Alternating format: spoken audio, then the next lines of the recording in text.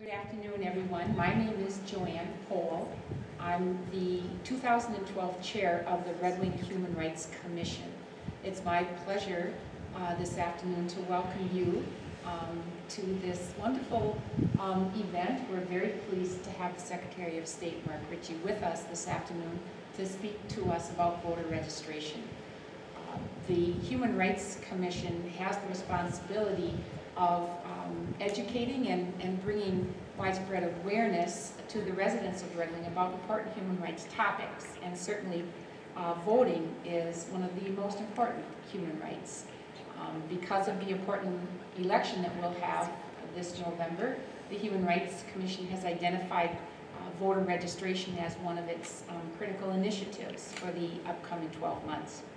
So it's my pleasure at this time to introduce Mr. Dale Nelson, who has done a lot of work in connection with voter registration for us, and will continue to work throughout the next 6 months in connection with voter registration events.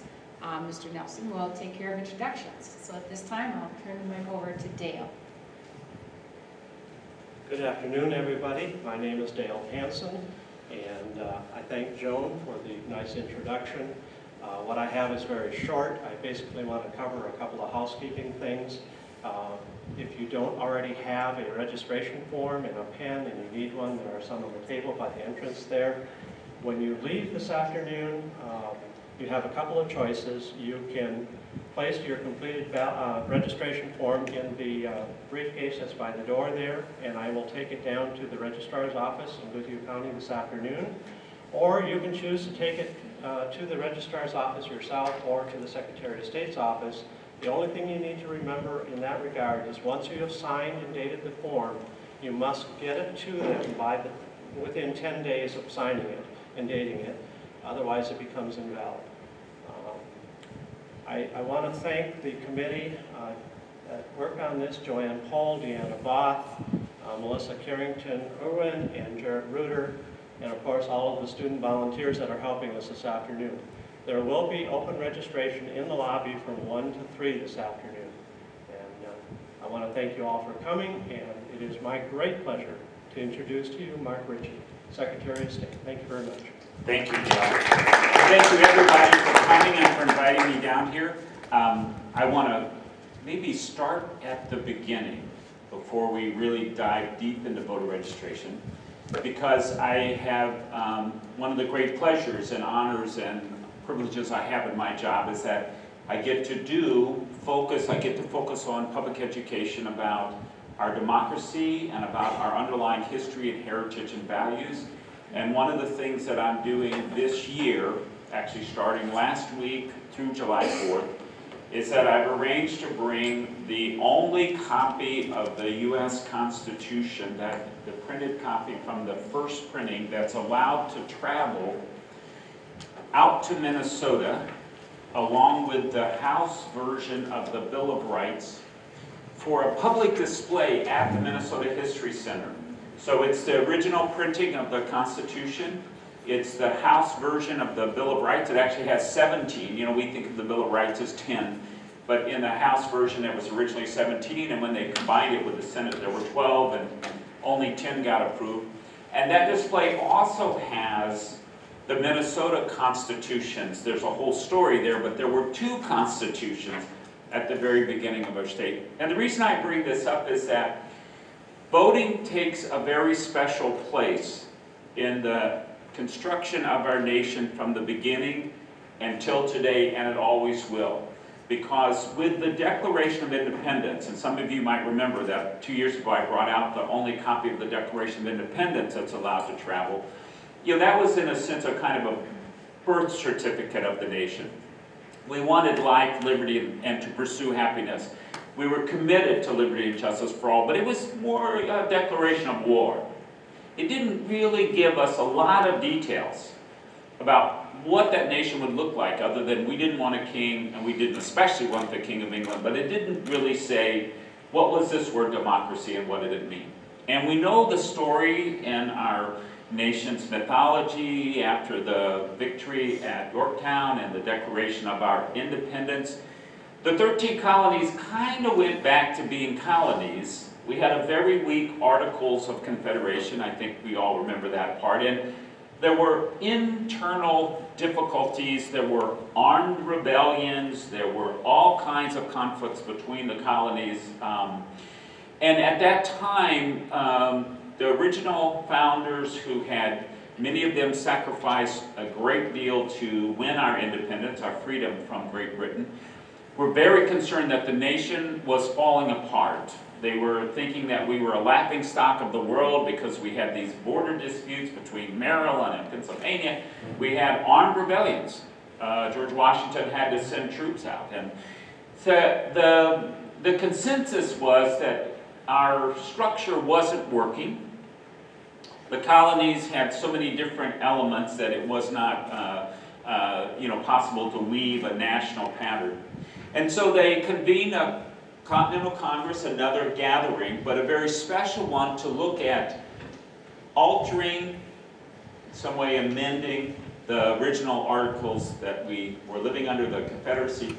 And out of that summer, very hot summer in Philadelphia, came a proposal that we scrap that entire system and that we create a very powerful central government. Very powerful central government. But in doing so, we needed to address people's fears and concerns about a powerful central government. That's what they had with England, and people didn't want that again. And there were, give me liberty or give me death was the motto. And so in that Constitution, it addressed the mechanism by which we would govern ourselves through elections. Of course, not everyone was allowed to vote. That's a different question at the moment. But that we would use elections as the mechanism by which we would choose our representatives who represented us in this democracy, our president. And it was a whole complex system. We know about the balance of powers. But there also was a fear that even with the choice, and by democracy we imply that the majority rules, a lot of nuance to that, but that's the implication. There also was the strong belief that we could not allow the government, no matter if elected, to step on and trample or inhibit certain basic fundamental rights, what we now in shorthand call the Bill of Rights. And in fact, while the Constitution had a very strong element of creating a centralized government and talking about how elections would take place and all of that, it was silent on the question of the Bill of Rights, or the rights, the fundamental rights, because there was a belief among some that these were covered in the state constitutions. And if you even notice, the Minnesota state constitution opens with the Bill of Rights.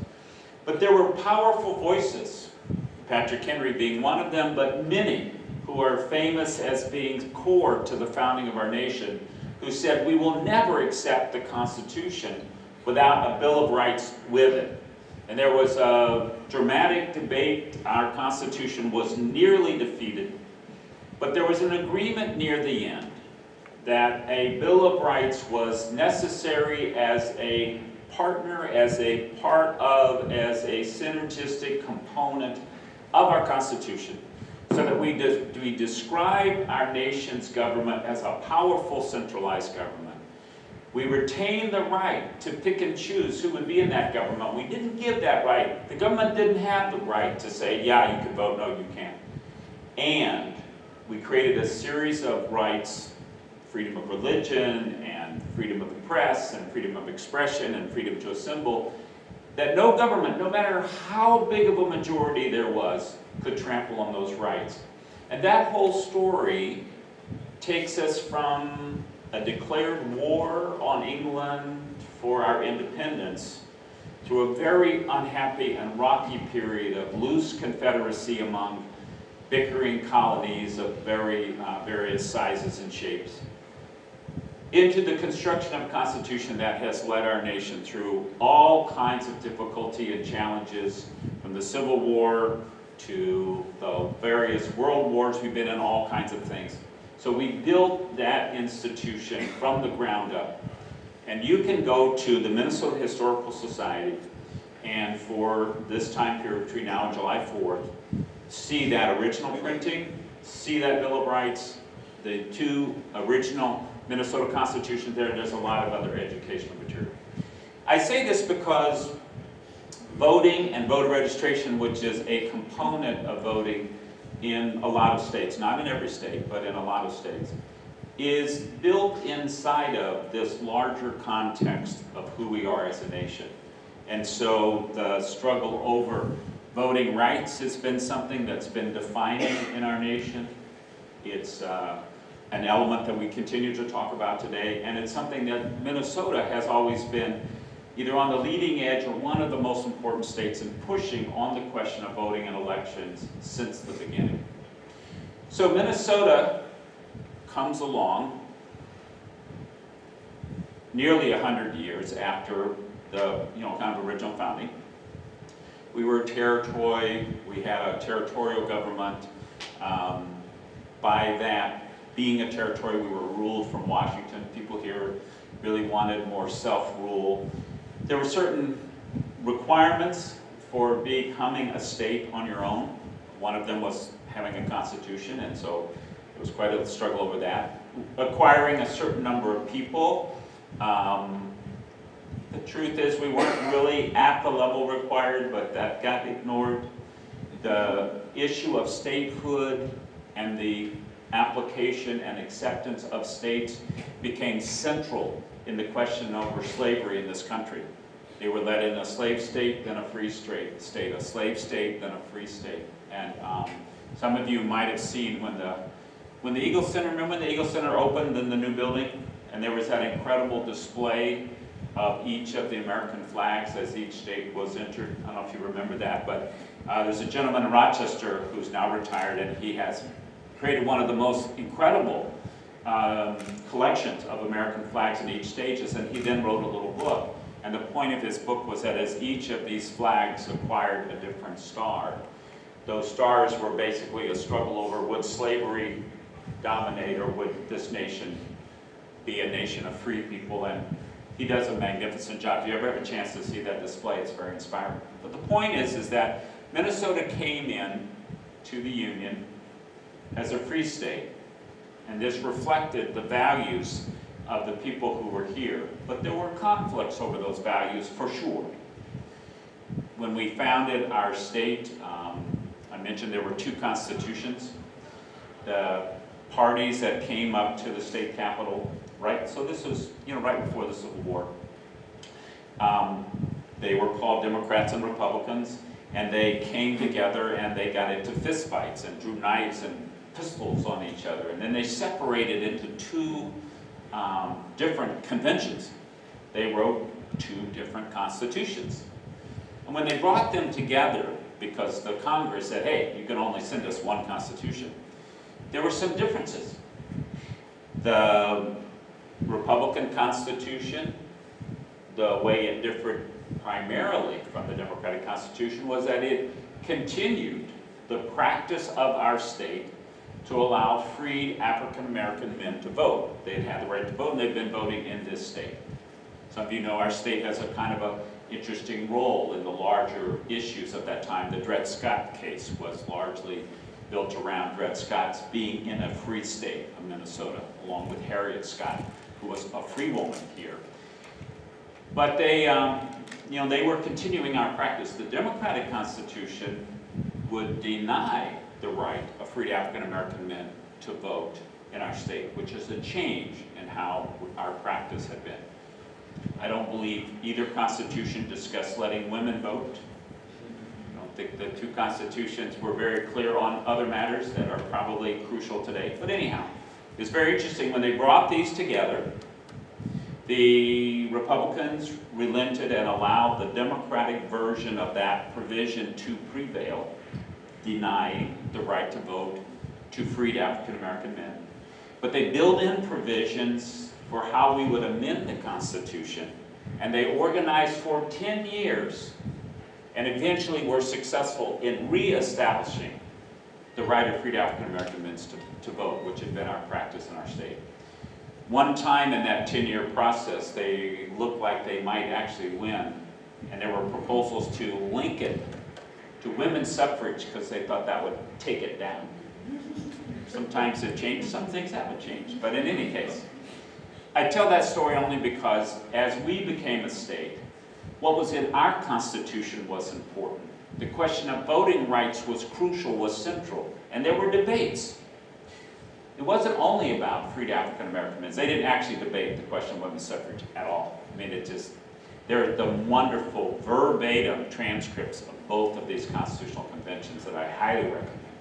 But in any case, they debated questions like if people were not already citizens, could they vote? And there was a very high premium placed on getting people to move here from other parts of the world. And it was promised that if you said you were going to become a citizen, you received the right to vote. And there were also a lot of arguments about Native Americans having the right to vote. And there were certain sort of requirements about how you cut your hair and whether you wore pants or not and other things that were built into. So always questions of voting have been central because we made the choice to not have a monarchy or an autocracy or some other form of despotic government, but to choose our leaders and to have the right to throw them out based on a series of laws and what we think of as the balance of power.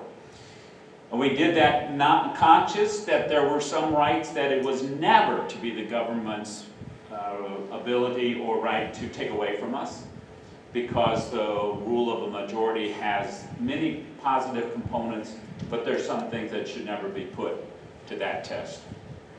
As a nation, we've experimented with this question, sometimes with very disastrous results. For example, the Lincoln-Douglas debates are very famous. Debating in kind of an unsuccessful campaign of Lincoln's, but the fundamental proposal of Stephen Douglas, and he was running for president at the time, he was thinking about running for president, so he wanted to keep a lot of people happy. He made the argument that the central question of the time, slavery, and its central component of the time, which was, would the new Western states be free or slave? He argued that democracy meant that the citizens there should vote. And he specifically said that Kansas should vote. Should it be free or slave?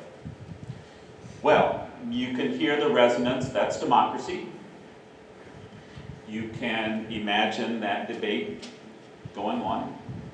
But also, history then gives us the actual occurrence of when you say out loud, in this state we're going to vote whether some people will be free or enslaved. And the word we use in the modern life is bloody Kansas, because what we call the Civil War, in fact, really started with the bloody, violent conflict in Kansas over the idea that we should vote on whether people should be enslaved or not. And that began to show us that we had to be careful with this word democracy.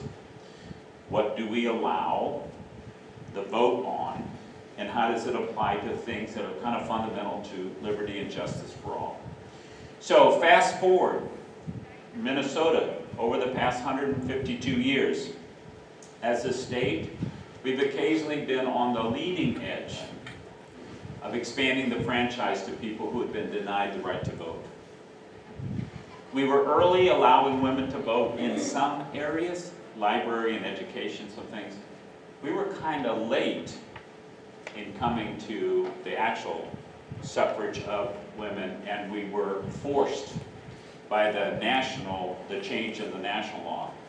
We were behind other states, frankly. Wyoming was way out in front, and other states as well. But we had had some sharp debates, and I think women's suffrage in the state came within one vote one time earlier. If you're ever really interested in this, the Minnesota Historical Society, who does the regular tours of our state capitol, does a special women's suffrage tour with period dress and a lot of information. But on some other issues, we were way ahead of the time. For example, when I got out of high school, I could vote because the age of voting was 21. And myself and millions of others objected, organized, protested, wrote, did what we could, and in fact were successful in getting passage of an amendment to the Constitution to lower the age of voting to 18. Minnesota was the first state to approve that constitutional amendment. You know the process, it came out and our state approved it. And the story goes that Honeywell, remember Honeywell Corporation, which used to be headquartered, they donated their corporate jet to take out our signed copy of the approval so that we could be the first state. And I think we've been proud of being the first state. We've also been proud of being the first state in terms of participation. The issue of voter registration intersects with the question of participation pretty directly, because the history of voter registration was started as a way to stop African American voters, specifically in Texas about 100 years ago. It was a way to block some people from voting. And in fact, many states only had voter registration where there were soldiers and students. This was also the case in Minnesota for a long time. And in the early 1970s, we had a big debate because we only had registration where there were soldiers and students. And one of the results of that is that if you happened to live near soldiers or students, you were kind of crunched in the system. And a woman who lived near soldiers and students who had to go register, and the clerk was only there once a week in the evening, and it was kind of a mess. And she objected. And there was a big fight about this in the Minnesota legislature. And legislators really wanted voter registration. Not necessarily because they could use it to block people from voting. They wanted it because they would love to have a list of voters to write, to phone, or to knock on the doors. If you know who's going to vote, it makes your life more organized. So they argued strenuously. The governor at the time, Wendell Anderson, I think was just back from hunting up in North Dakota. North Dakota doesn't have voter registration. They have a completely different system. They have a very good system. And anyhow, he's saying, well, you know, we don't need this voter registration thing. You know, what's the deal? So they had a big fight about this. And the compromise was that the politicians got what they wanted, voter registration throughout the state, starting in the early 1970s. So they could get a list of voters and they could call you up or do whatever, knock on your door, that kind of thing. But Minnesota adopted a system that we call same-day or polling place registration, so that it could never be used as it had been used in Texas and so many other places. Now, there were examples of voter day or same-day registration from Connecticut in the 1800s. I think Wyoming had used it also. But I mean, in terms of the modern world, 40 years ago, this was really implemented and kicked off in Minnesota. Secretary of State Arlen Erdahl, who was our Secretary of State when I became of age and is a good friend and somebody who's helped me a lot, was there in the position. He had been congressman before, Republican congressman from the southern part of the state, had come back to Minnesota, had run successfully, and was Secretary of State at the time. So he worked with the governor, with the legislature, and they began the process of implementing what we call same-day registration. And over the course of time, about 12 or 13 other states, especially in the upper Midwest, have also adopted our system of same-day registration.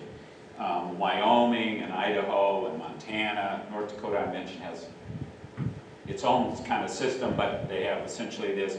Wisconsin, Iowa, Ohio had it in a limited basis per week before. North Carolina had a similar kind of thing, and then Maine and New Hampshire, and I think this week in Connecticut it's passed and I think headed to the governor.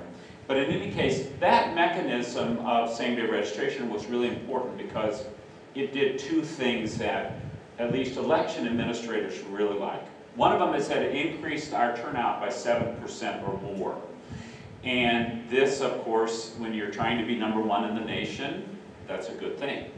Minnesota is #1 in terms of turnout. We have been for a while.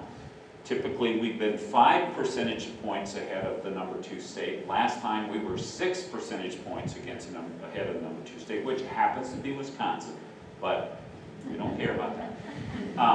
So that's a good thing. But the other thing is that it exempts us from some very onerous federal laws.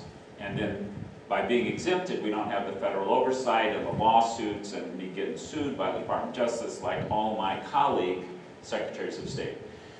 Motor voter is a bill passed in the early 70s, I think, National Voter Registration Act. We're exempt from it, so I don't know it very well, but all my colleagues, Secretary of State, just like pull their hair out and they say, if you're exempt, stay exempt. You don't ever want to be under that because Department of Justice is on you all the time. If you have same-day registration, you cannot have what's called provisional ballots. About 7 states either don't have provisional ballots, or with the same-day registration, it's a very tiny thing. And we don't have provisional ballots, and that means I'm exempt from all the rules and laws under the Help America Vote Act for provisional balloting, which are a nightmare. If you have same-day registration, you are already meeting the requirements for what we call the MOVE Act, Military and Overseas Voter Empowerment Act, which are rules set to help us address how difficult it's been for our soldiers and others serving overseas, military and non-military, to vote. So same-day registration is a really great from an election administration point of view, because it allows us to have a very high turnout, but it also exempts us from some very onerous federal laws.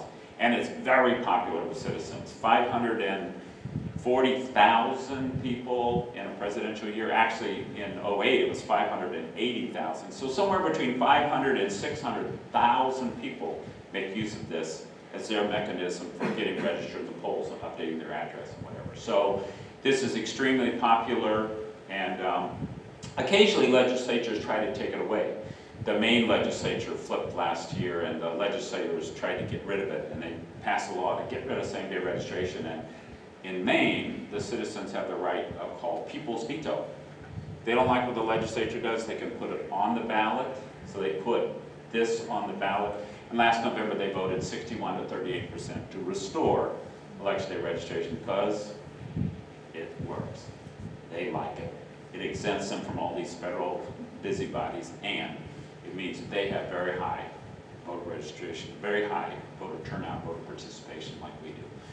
They're not close to us, but they're in the top 10. All the same-day registration states are in the top 10. So in that way, in that process of how we register our voters, then it interplays with the actual process of elections themselves, how you choose. Some states, you're required to register to vote 30 days in advance, which it's a giant barrier, no doubt about it, and it's on purpose.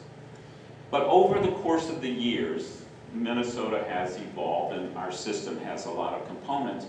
And so there is a big push by our citizens to get people registered in advance, but to always know that there is the possibility of fixing your address, or if you get married or divorced, your name changes, or registering on election day if your kid turns 18 or whatever it is. And we see these as complementary for a number of reasons. The first one is that politicians still love to have the list of voters, right? I mean, I hate to say it, but let's be frank here. And so let's take the positive view. If you're properly registered and your address is up to date and all that, then you can be kept informed about the wonderful people running for office and who want your vote, about maybe their positions, or you can at least see some entertaining literature about other people's positions. And you also then are able to get the official information about your polling place, your location.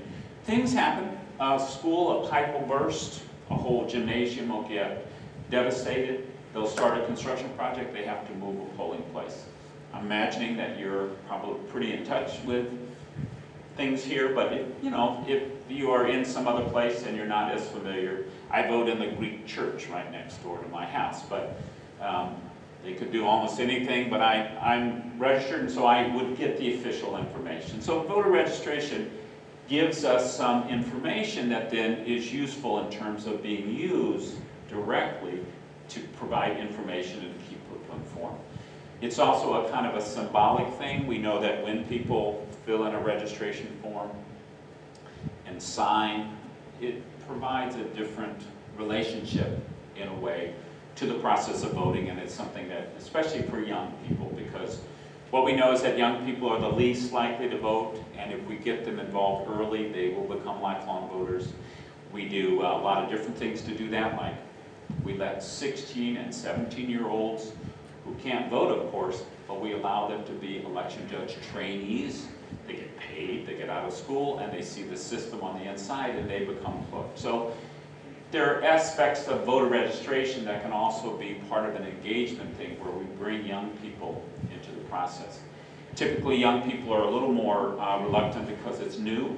So you can also do things like bring the voting machine into the high school and use it for the homecoming king and queen election.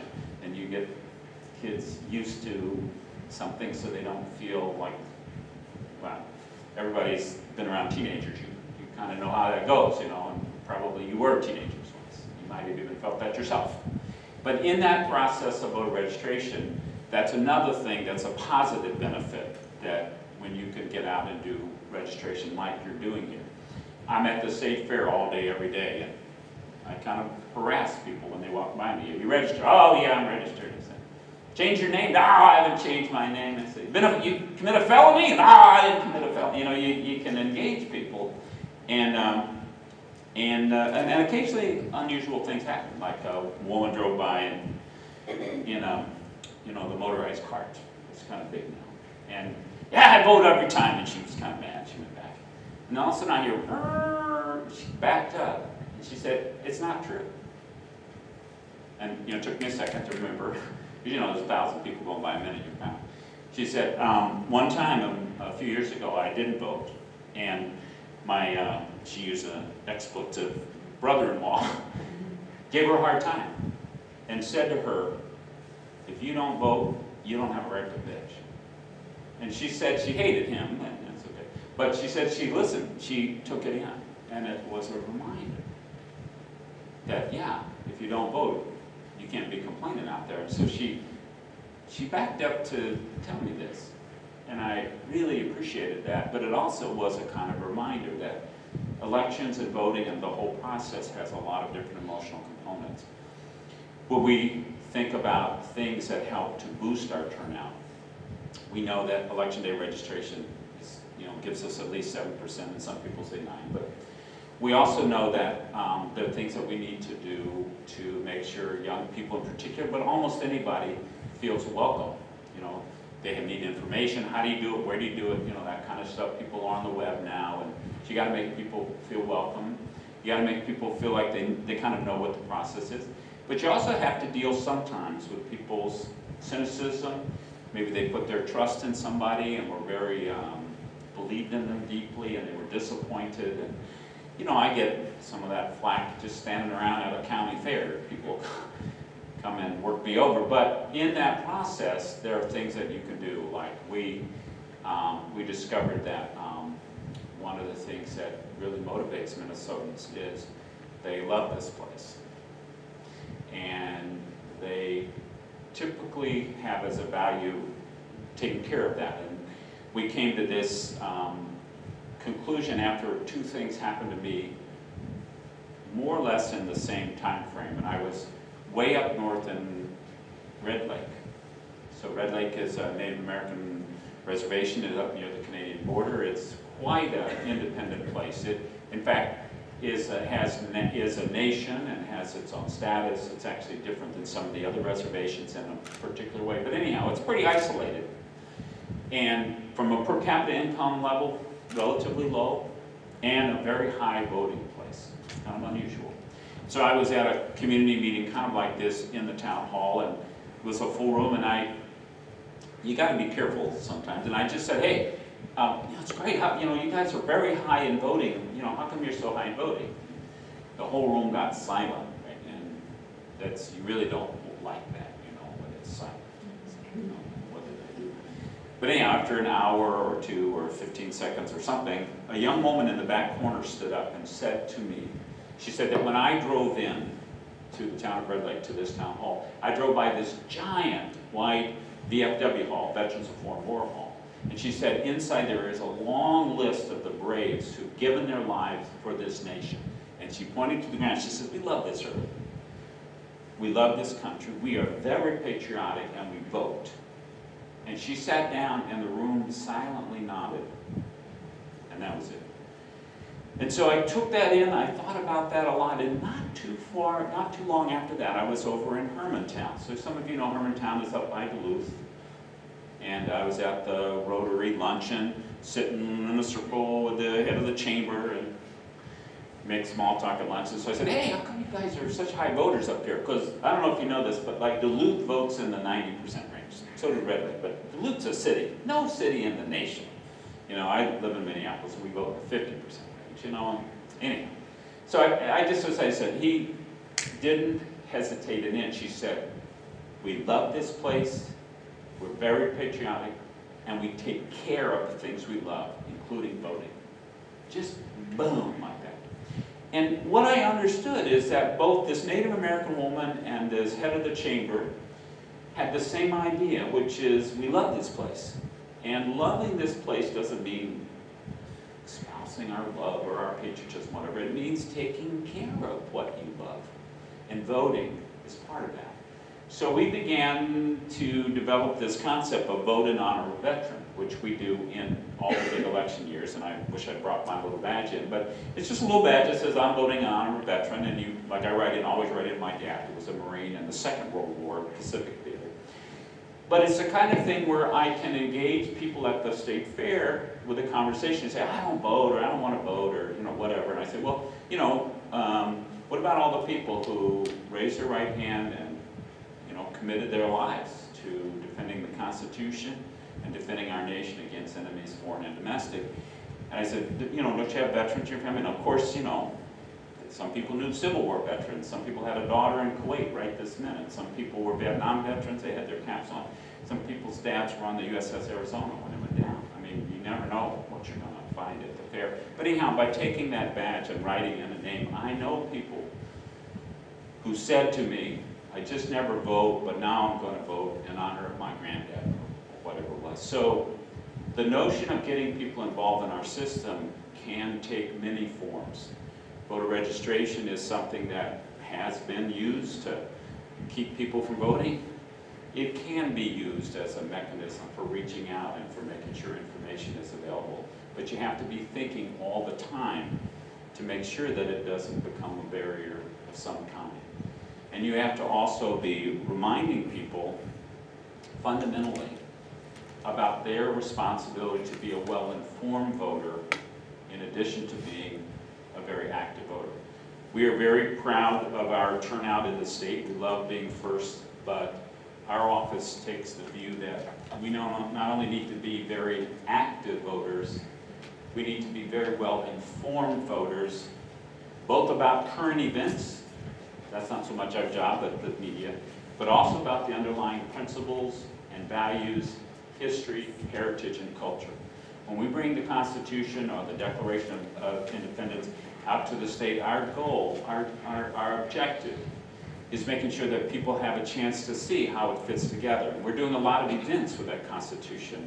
My Association for the U.S. Army chapter is organizing on Flag Day, the Army Ball there, with a special viewing of the Constitution. We're doing a Defender of Democracy Day for all veterans, and we're having a special ceremony for our ex-POWs, and kind of a special event. So we provide a lot of public materials, and the one material that gets asked or requested of us 10 times more than any other is our special flag etiquette brochure. Now, I know that a lot of people request it because they want to put it in their neighbor's mailbox. They tell me this at the state fair. Oh, I don't want one of those. And then they'll go on, And especially people really hate it when people wear the flag, like a scarf or whatever. But anyhow, Unisys, bless their hearts, has been a very strong supporter of our office and things we do, and they generously printed us a large quantity of these. And I bring them to your attention because maybe you have a neighbor, you want them in the box, but mostly because many people request multiple copies because they put them on the counter at their business, and they're there, or they have an event at their church or at their women's organization, wherever, or there's a town having its 100th anniversary or 150th anniversary down here in your region, and there's a parade and they want to hand them out. But my message is that these are available to you, 1 or 1,000, if you have good use for them. And it's part of our mission of reminding people about the values and things that are underneath our democracy. We think it's fantastic that we're #1 in the nation, and we want to stay that way. And there are every year proposals to make it a lot harder to vote in Minnesota, and I'm not happy about them, and there's some of those right now. But we also want our voters to be really well informed. So being informed about current events and learning how to sort the lies from the truth, and how do you pay for roads, and how do you keep bridges from falling down, you know, current events are really important. But in addition to that, underneath the history and heritage culture, I believe is equally important. That could be because I trained to be a high school history teacher.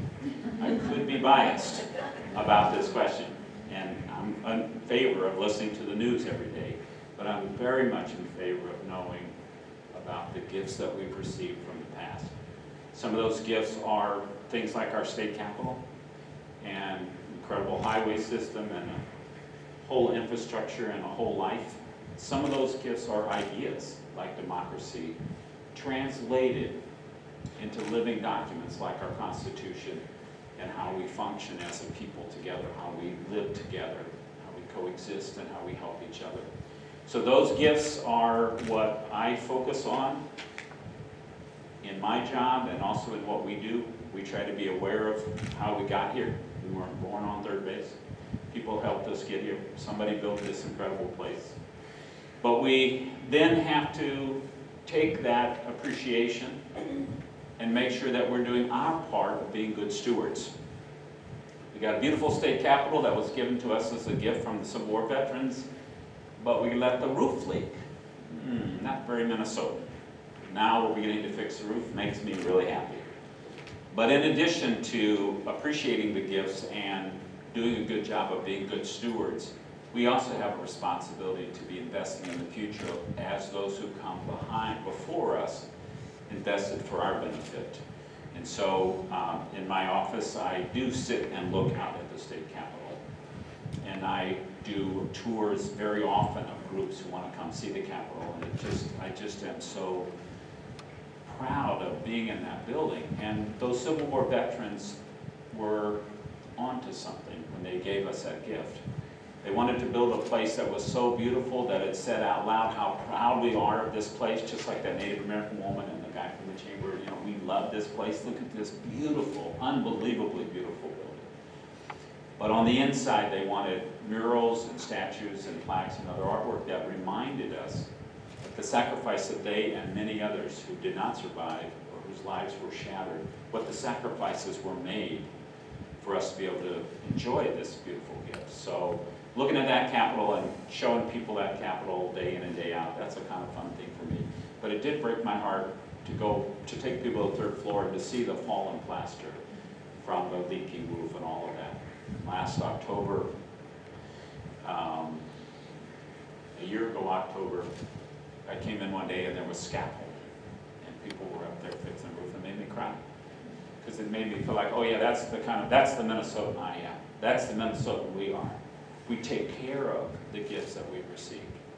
And so I've been very happy that the legislature, and it's hard to tell what they're going to do, how that's going to work out, but they are really, I think, seriously considering helping make our capital be whole again, restore it in a serious way.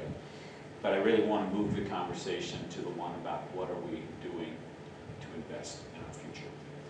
It's a different conversation for a different day, but I want to leave a little time for questions and discussion, and I want to thank you again for inviting me down and for coming out this noon and for the work that you do to keep voter registration and the democracy itself alive and well. So thank you again, and I don't know the timing issue here, but I'm happy to stay and answer questions as long as you guys have questions.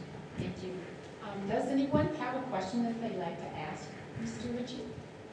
We'll start here, and I'll bring the microphone over so we get this. You said that the same-day registration was designed to do away with the provisional ballot? No, we've never had provisional ballots, but provisional ballots have been invented as a way to get rid of same-day registration.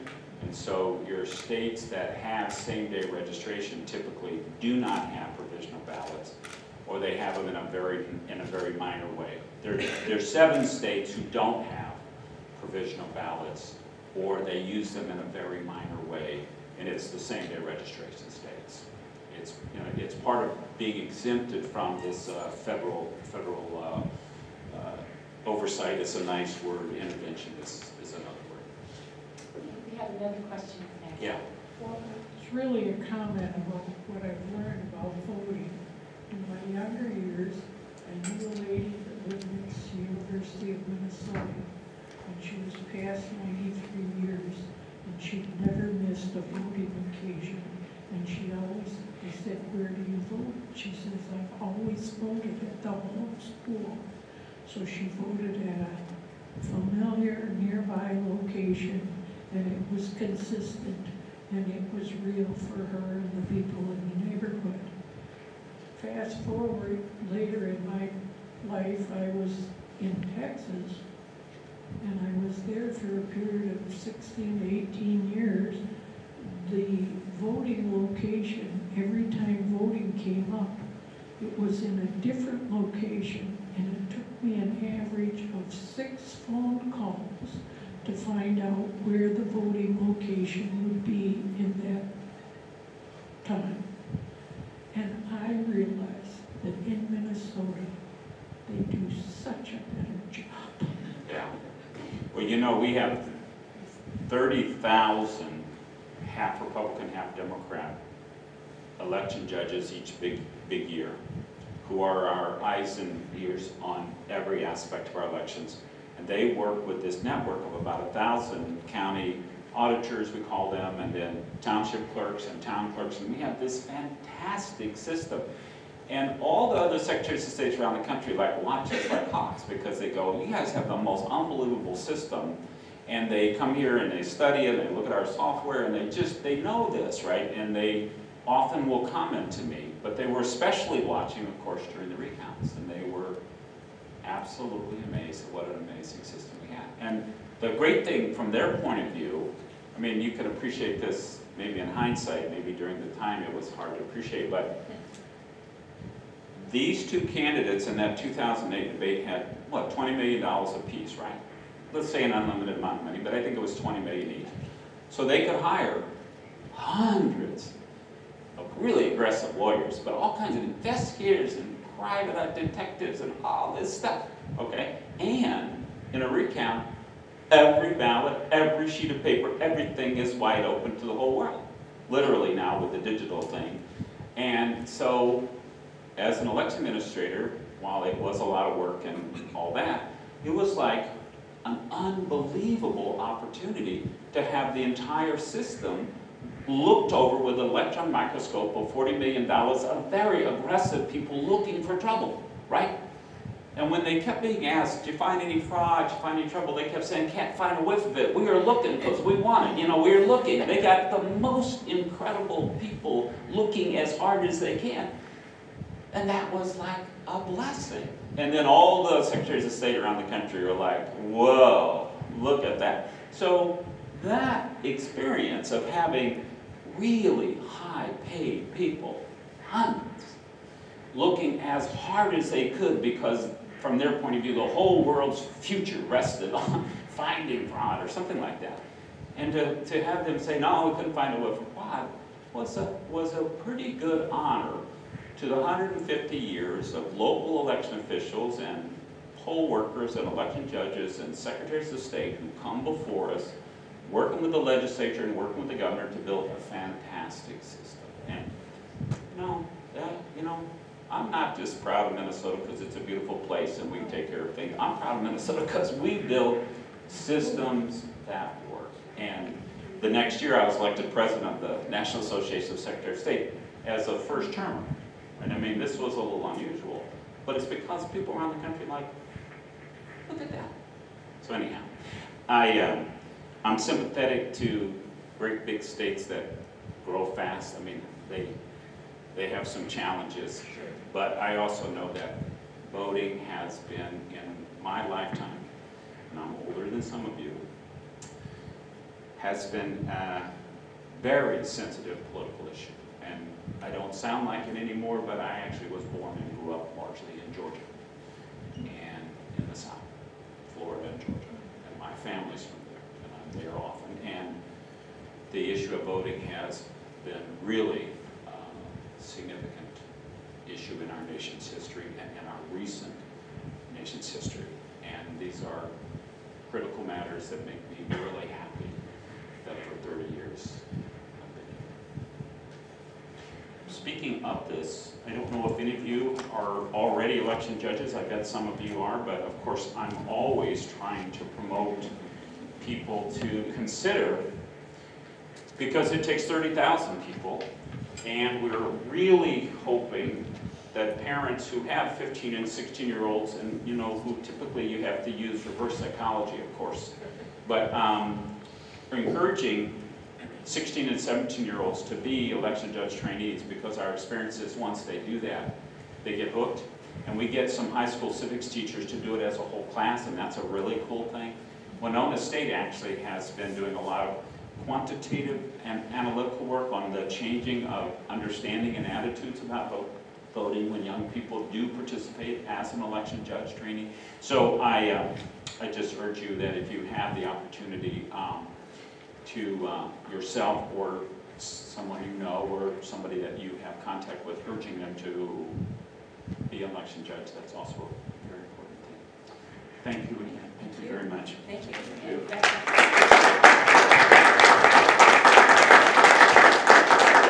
On behalf of the Human Rights Commission of Red Wing, I would like to express our deepest appreciation, Mr. Ritchie, for you traveling down to Red Wing. This was, to me, an absolutely fascinating recap of the history of our voting rights, not only across this country, but particularly in the state of Minnesota. I learned an awful lot today. And I think this is just the core mission of what the Human Rights Commission really wants to do, is to spread more understanding and appreciation for the history of our voting rights in this country and in this state, so that we can truly appreciate them and understand what's very important about them. And I would like to personally express my appreciation for the outreach that your office is doing in connection with voter participation, voter registration in this state. And I'm very happy to let everyone know that we're working with Mr. Ritchie's office to have a presentation at the Red Wing Senior High School in a few weeks. Yes, before school gets out. Absolutely. Our seniors are going to have the opportunity to hear this presentation, and also to be able to learn about the voter registration form and the whole process, so that we can kind of, as Mr. Ritchie has suggested, groom our new generations so that they're educated and aware about the history and about the process. So I would like, in closing, to thank the Technical College for their assistance in making this come about. It's been wonderful. And I'm very excited to say that this has been videotaped, and so we'll be able to present Mr. Ritchie's presentation on the government channel, and it will be rebroadcast several times to the citizens of Red Wing. So thank you for coming today and participating, and if I could, just one more round of applause for Mr. Ritchie.